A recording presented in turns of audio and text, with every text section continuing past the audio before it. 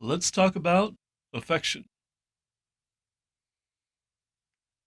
So, in The Four Loves, after C.S. Lewis introduces his idea and kind of lays his groundwork for what he talks about gift love and need love, he addresses four different distinct types of love that he gets from the Greek. And he talks a lot about how these loves are very specific.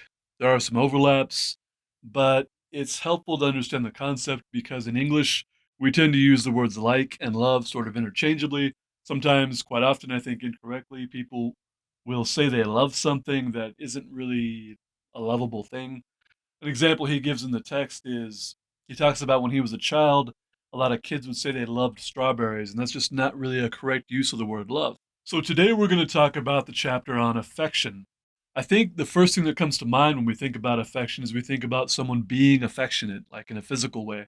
And that isn't quite the case. The chapter opens that way a little bit because he talks about how affection is, he's taking it from the Greek.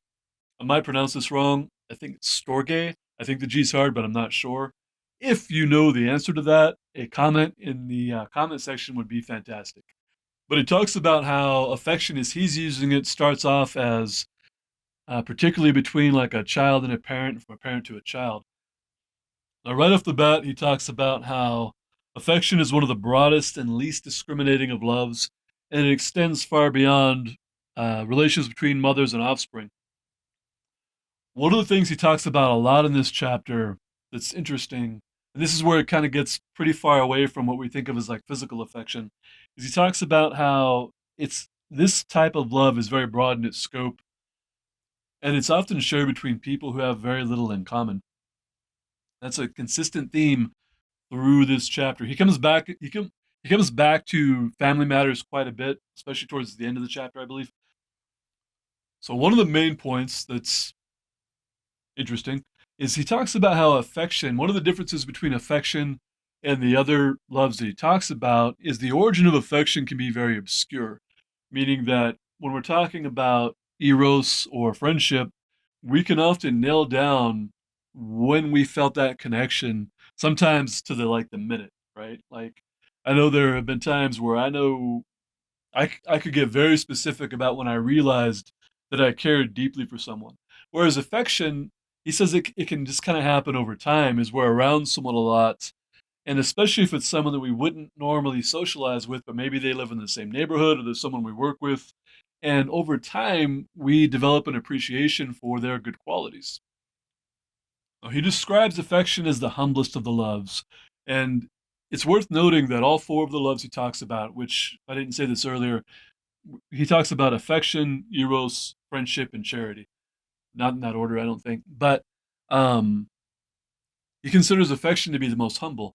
All of these can overlap, but they don't have to. And affection is one of those where it can exist by itself without eros, without even, well, maybe not without friendship, and not friendship in the way he talks about it. And when I cover the friendship chapter, that'll make more sense. A distinction he makes that's worth noting is he talks about how people have a tendency to say that they chose their friends and their lovers because of their good qualities, because of the things they admire. But he makes the distinction that while that's true, if we talk about liking someone because of their, oh, what does he talk about? Their beauty or their intelligence or whatever, it's it has to be the type of beauty or intelligence that we admire. Or in other words, a type of beauty or intelligence or whatever you're talking about that appeals to us. And this might be a little bit less obvious. Probably not so much with beauty as with intelligence. I think that's something that, especially these days when things are so polarized, I think you can have two very intelligent people that won't agree on anything and not get along. And what he explains as the glory of affection is that it can unite two people who otherwise would probably never have anything to do with each other. And again, it comes from familiarity. Why is that so hard to say? It comes from being around someone quite a bit and probably not even really being aware of it. So again, like a coworker or someone that lives in your neighborhood, possibly even a family member that's not like a direct, like a parent or a child, a cousin or a uncle, something like that. And C.S. Lewis felt that it was a very liberating thing for someone to realize that they had affection for someone based off of their whatever their qualities were that are different than the qualities they would normally admire. As he puts it, when we begin to appreciate goodness or intelligence for themselves, and not merely goodness or intelligence or what have you, flavored by our own palate or our own tastes. Another interesting point that he brings up is someone who has a broad circle of friends or knows a lot of people that doesn't necessarily indicate that they have a wide range of tastes.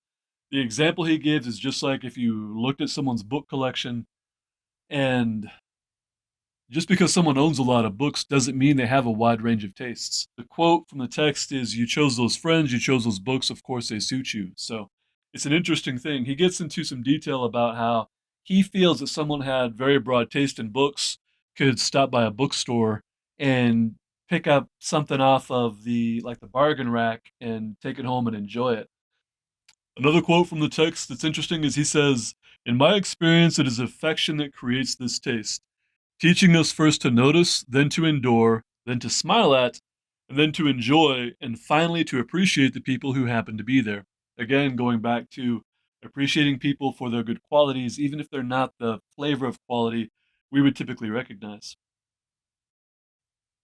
Okay, wrapping up this talk and towards the end of the chapter, he talks about how he's not claiming that affection is not very important. I think what he's getting at there is affection is a love that is pretty easy to depreciate, but he felt that affection was probably responsible for most of the happiness that people feel in their lives.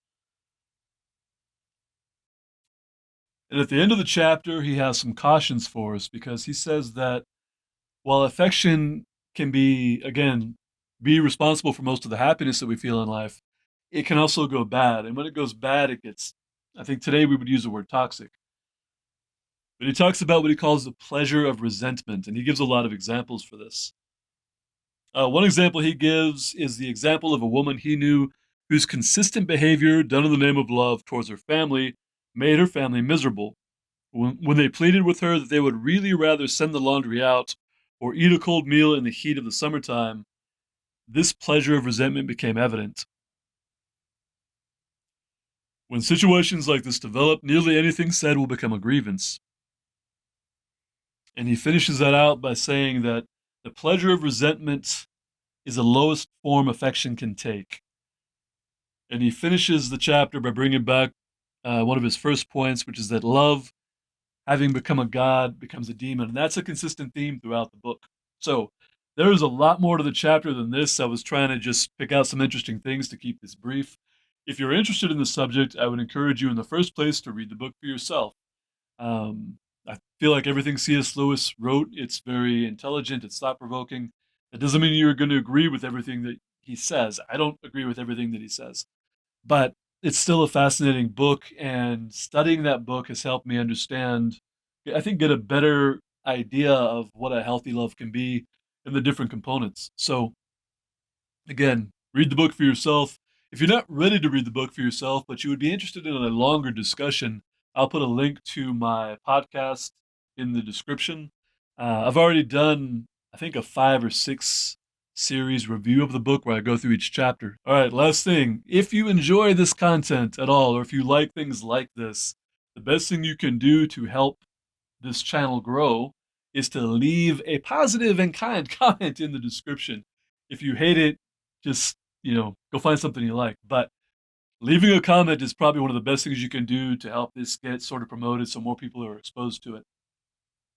All right, I'm out of words. Go read a book.